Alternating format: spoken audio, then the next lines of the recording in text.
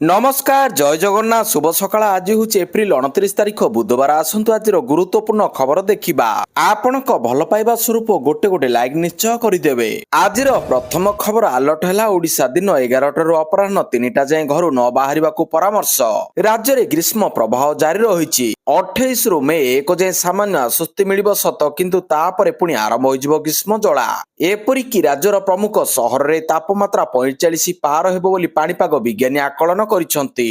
एहाकु नै सजग होइछंती राज्य सरकार किभଳି एही समय एहाकु सामना कराजिबो से नै स्वतंत्र प्रस्तुति सरिछि। राजस्व विपर्यय परिचालना मंत्री सुरेश पुजारी कहिसंती प्रकृतिर अस्वाभाविक प्रभाव देखाउछि सारा पृथ्वी रे जलवायु परिवर्तन हेउछि ग्रीष्म प्रवाहकु नै 30 जिल्लार जिल्लापालक सह सरकारक तरफरु अनेक समय रे बारंबार आलोचना जारी रहिछि। ग्रीष्म प्रवाहरु सुरक्षित रहिबा पई सकाळ 11 अपराह्न 3टा पर्यंत लोकमाने घरु न बाहरिबा पई परामर्श दिया जाइछि।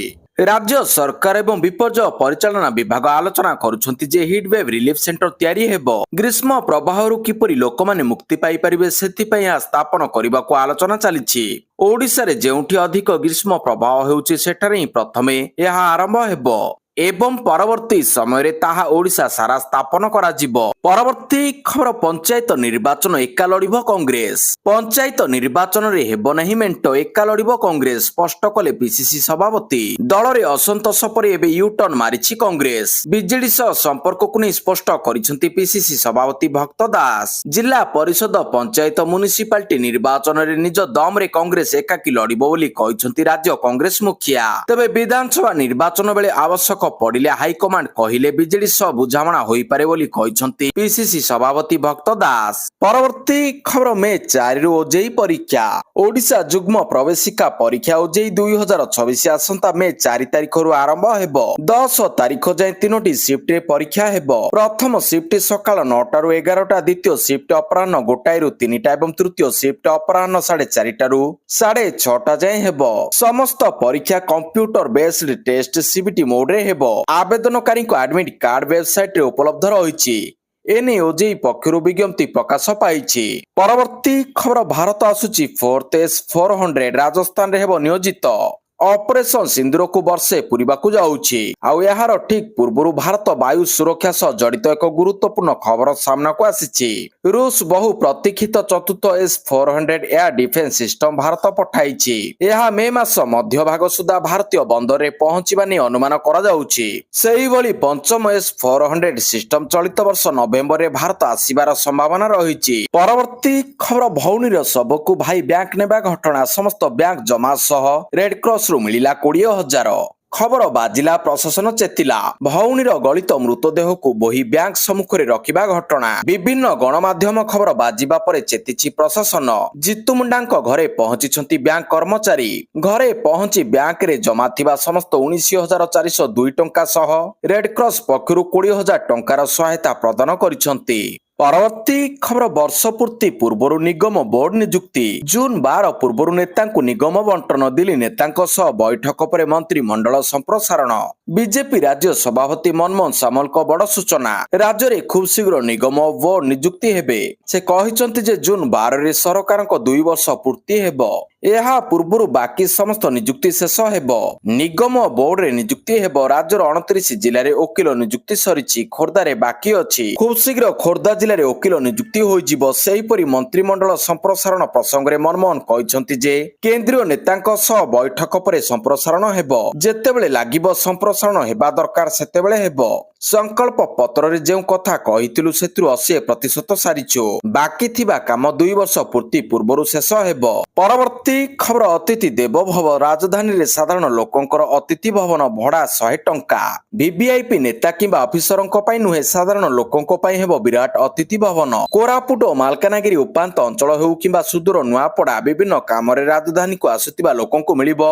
सस्ता रहणी सुविधा मात्र 100 टंका दे अतिथि भवन रे रात्रि रही परिबे सहरर केन्द्रस्थल यूनिट 2 रे एही अतिथि भवन करिबा कंटा भिडिचंती सरकार एथि पई प्रथम पर्याय रे 224 टी पुराना क्वार्टर्स भांगिबा प्रक्रिया आरंभ होईछि ନିଜେ ମୁଖ୍ୟମନ୍ତ୍ରୀ ମୋହନ ଚରଣ ମାଝୀ ଏହି ପ୍ରକଳ୍ପର ପରିକଳ୍ପନା କରିଛନ୍ତି। ପରବର୍ତ୍ତୀ ଖବର ଗ୍ୟାଙ୍ଗଟକ୍ ଯୁବପିଢ଼ିଙ୍କ ସହିତ ଫୁଟବଲ ଖେଳିଲେ ପ୍ରଧାନମନ୍ତ୍ରୀ ମୋଦି ସୋସିଆଲ ମିଡିଆରେ ଫଟୋ କଲେ ପୋଷ୍ଟ। ପ୍ରଧାନମନ୍ତ୍ରୀ ନରେନ୍ଦ୍ର ମୋଦି ଏବେ ସିକିମ ଗସ୍ତରେ ରହିଛନ୍ତି। ପ୍ରଧାନମନ୍ତ୍ରୀ ମୋଦି ସିକିମର 50ତମ ସ୍ଥାପନା ଦିବସ ସମାରୋହରେ ସାମିଲ ହୋଇଛନ୍ତି। ଏହା ପୂର୍ବରୁ ପ୍ରଧାନମନ୍ତ୍ରୀ ଗ୍ୟାଙ୍ଗଟକରେ ଯୁବପିଢ଼ିଙ୍କ ସହିତ ଫୁଟବଲ ଖେଳିଛନ୍ତି, ଯାହାର ଫଟୋ ସୋସିଆଲ ମିଡିଆରେ ସେୟାର କରିଛନ୍ତି ନିଜେ ମୋଦି।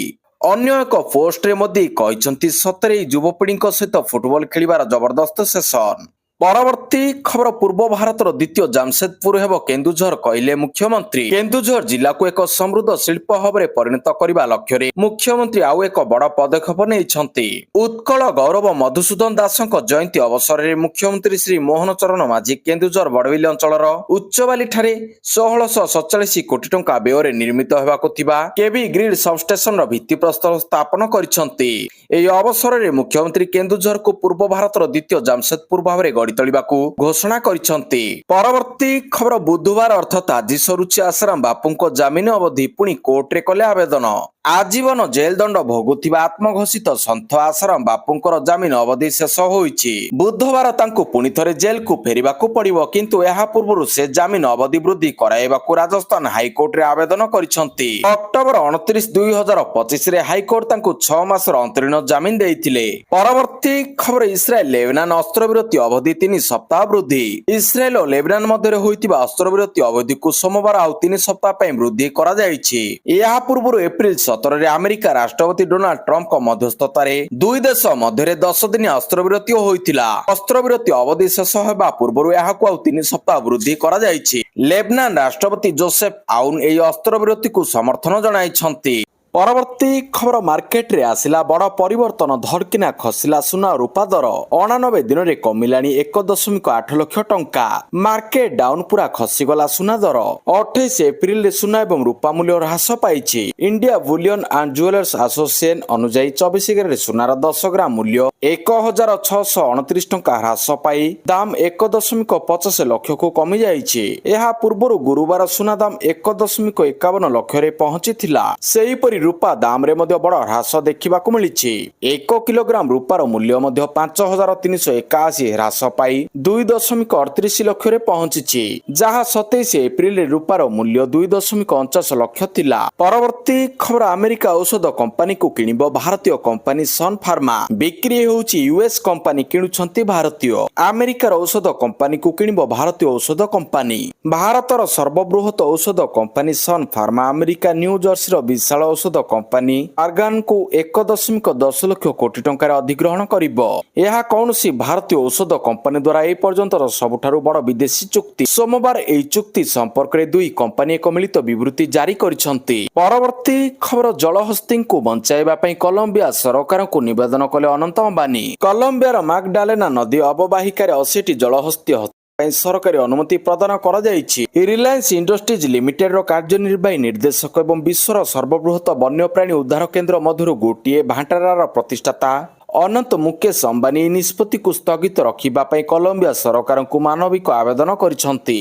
ସେ ପ୍ରସ୍ତାବ ଦେଇଛନ୍ତି ଯେ ଏହି 80ଟି ପ୍ରାଣୀକୁ ସୁରକ୍ଷିତ ଏବଂ ବୈଜ୍ଞାନିକ ଭାବରେ ଗୁଜରାଟର ଜାମନଗରର ଭାନ୍ତାରାକୁ ସ୍ଥାନାନ୍ତରିତ କରାଯିବ, ଯେଉଁଠାରେ ସେମାନେ ଏକ ସ୍ଥାୟୀ ଘର ପାଇବେ। ପରବର୍ତ୍ତୀ ଖବର ଅଙ୍ଗକ୍ରିସ ରଘୁବଂଶୀଙ୍କ ଉପରେ କାର୍ଯ୍ୟାନୁଷ୍ଠାନ ନେଇଛି BCCI. Lucknow super giants LSG ବିପକ୍ଷ ମ୍ୟାଚରେ ବିବାଦୀୟ ତୃତୀୟ ଅମ୍ପାୟାର ନିଷ୍ପତ୍ତିର ଶିକାର ହୋଇଥିବା Kolkata knight riders KKR batsman Angkrish Raghuvanshi ତାଙ୍କ ମ୍ୟାଚ ଫିର 20% ଜରିମାନା କରାଯାଇଛି ଏବଂ ଗୋଟିଏ ଡିମେରିଟ୍ ପଏଣ୍ଟ ଦିଆଯାଇଛି। ଆଇପିଏଲ ଆଚରଣ ସଂହିତା ଉଲ୍ଲଂଘନ ପାଇଁ ଏହି ଦଣ୍ଡ ଲାଗୁ କରାଯାଇଛି, କାରଣ ସେ କ୍ଷେତ୍ରକୁ ବାଧା ଦେବା ପାଇଁ ତାଙ୍କର ବିତର୍କିତ ଅସାମିଲ ଉପରେ ଅସନ୍ତୋଷ ଏବଂ ହତାଶ ପ୍ରକାଶ କରିଥିଲେ। ପରବର୍ତ୍ତୀ ଖବର ମେରେ 12 ଦିନ ବନ୍ଦ ରହିବ ବ୍ୟାଙ୍କ। ମେ ମାସରେ 2 କି 4 ଦିନ ନୁହେଁ ବରଂ 12 ଦିନ ବନ୍ଦ ରହିବ ବ୍ୟାଙ୍କ। ଏପ୍ରିଲ ମାସ ଶେଷ ହେବାକୁ ଯାଉଛି ଏବଂ ମେ 2026 ଆରମ୍ଭ ହେବାକୁ ଯାଉଛି। ଯଦି ଆପଣ କୌଣସି ଜରୁରୀ ବ୍ୟାଙ୍କ ସମ୍ବନ୍ଧୀୟ କାର୍ଯ୍ୟ କରିବାକୁ ଯୋଜନା କରୁଛନ୍ତି, ତେବେ ଏହି ସୂଚନା ଅତ୍ୟନ୍ତ ଗୁରୁତ୍ୱପୂର୍ଣ୍ଣ। ଭାରତୀୟ ରିଜର୍ଭ ବ୍ୟାଙ୍କ ଆରବିଆଇ ଦ୍ୱାରା ପ୍ରକାଶିତ ଛୁଟି ଦିନ କ୍ୟାଲେଣ୍ଡର ଅନୁସାରେ ମେ ମାସରେ ମୋଟ 31 ଦିନ ମଧ୍ୟରୁ ପ୍ରାୟ 12 ଦିନ ପାଇଁ ବ୍ୟାଙ୍କ ସେବା ସ୍ଥଗିତ ରହିବ।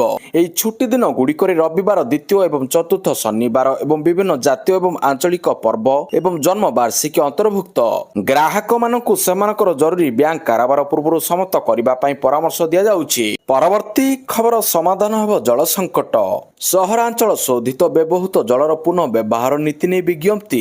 2036 ସୁଦ୍ଧା 50% ବ୍ୟବହାର ପାଇଁ ଲକ୍ଷ୍ୟ ଧାର୍ଯ୍ୟ।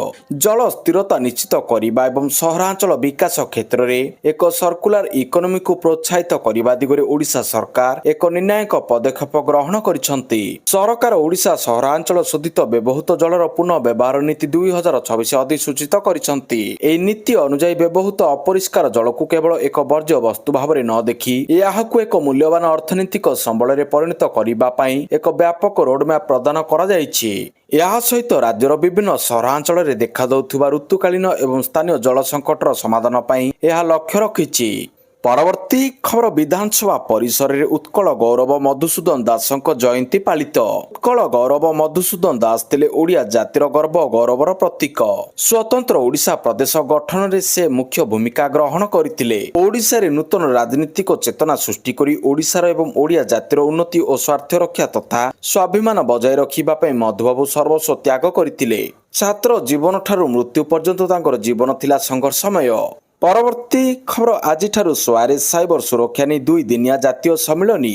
ଶିକ୍ଷା ଅନୁସନ୍ଧାନ ବିଶ୍ୱବିଦ୍ୟାଳୟ ପକ୍ଷରୁ ଆଜିଠାରୁ cyber security and emerging technology security tomorrow's intelligence system ଶୀର୍ଷକ 2 ଦିନିଆ ଜାତୀୟ ସମ୍ମିଳନୀ ଆୟୋଜିତ ହେବାକୁ ଥିବା ବେଳେ ପ୍ରଶାସନ, ଶିଳ୍ପ, ଶିକ୍ଷା ଏବଂ ପ୍ରତିରକ୍ଷା କ୍ଷେତ୍ରର ନେତୃବର୍ଗ ଏକତ୍ରିତ ହୋଇ ଏକ ସୁରକ୍ଷିତ ଓ ବୁଦ୍ଧିମତ୍ତା ସମ୍ପନ୍ନ ଡିଜିଟାଲ ଭବିଷ୍ୟତ ସମ୍ପର୍କରେ ଆଲୋଚନା କରିବେ।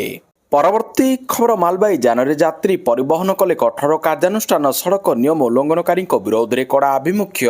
ମାଲବାହୀ ଗାଡ଼ିରେ ହୋଇପାରିବନି ଯାତ୍ରୀ ପରିବହନ। ଟିଟିଲାଗଡ଼ରେ ମର୍ମନ୍ତୁଦ ଦୁର୍ଘଟଣାରେ ଗଭୀର ଶୋକ ବ୍ୟକ୍ତ କରିଛନ୍ତି ବାଣିଜ୍ୟ ଓ ପରିବହନ ମନ୍ତ୍ରୀ ବିଭୂତି ଭୂଷଣ ଜେନା। ଏହି ଘଟଣାରେ ଦୁର୍ଘଟଣା ଘଟାଇଥିବା ପିକଅପ୍ ଭ୍ୟାନ ବିରୋଧରେ କଠୋର କାର୍ଯ୍ୟାନୁଷ୍ଠାନ ସହ ଆଗାମୀ ଦିନରେ ମଧ୍ୟ ମାଲବାହୀ ଗାଡ଼ିରେ ଯାତ୍ରୀ ପରିବହନ ବିରୋଧରେ କଡ଼ା ଆଭିମୁଖ୍ୟ ଗ୍ରହଣ କରିବାକୁ ମନ୍ତ୍ରୀ ନିର୍ଦ୍ଦେଶ ଦେଇଛନ୍ତି। ବୀମାର ବୈଧତା ମଧ୍ୟ ନାହିଁ। ନିୟମ ଉଲ୍ଲଂଘନ ପାଇଁ ବାରମ୍ବାର ଚାଲାଣ ମଧ୍ୟ କଟିଛି। ପୁଣି ମାଲଗାଡ଼ିରେ ଯାତ୍ରୀ ପରିବହନ କରି ଦୁର୍ଘଟଣା ଘଟାଇବା ଭଳି ଘଟଣାରେ ମୋଟରଯାନ ଆଇନ ଅନୁଯାୟୀ ଉକ୍ତ ଗାଡ଼ିର ପଞ୍ଜୀକରଣ ପ୍ରମାଣପତ୍ର ରଦ୍ଦ କରାଯିବା ସହ ଗାଡ଼ିକୁ ସ୍କାର୍ପ କରିବାକୁ ପଦକ୍ଷେପ ଗ୍ରହଣ କରାଯାଇଛି। ପରବର୍ତ୍ତୀ ଖବର ବ୍ୟାନ ହେଲା 9,000ରୁ ଅଧିକ ହ୍ୱାଟ୍ସଆପ୍ ଆକାଉଣ୍ଟ। କାମ୍ବୋଡିଆରୁ ଚାଲିଥିଲା ଭାରତରେ digital arrest scam. Digital arrest scam ବା ଠକେଇ ରୋକିବା ପାଇଁ ହ୍ୱାଟ୍ସଆପ୍ 9,400ରୁ ଅଧିକ ସନ୍ଦିଗ୍ଧ ଆକାଉଣ୍ଟ ବ୍ୟାନ୍ କରିଛି।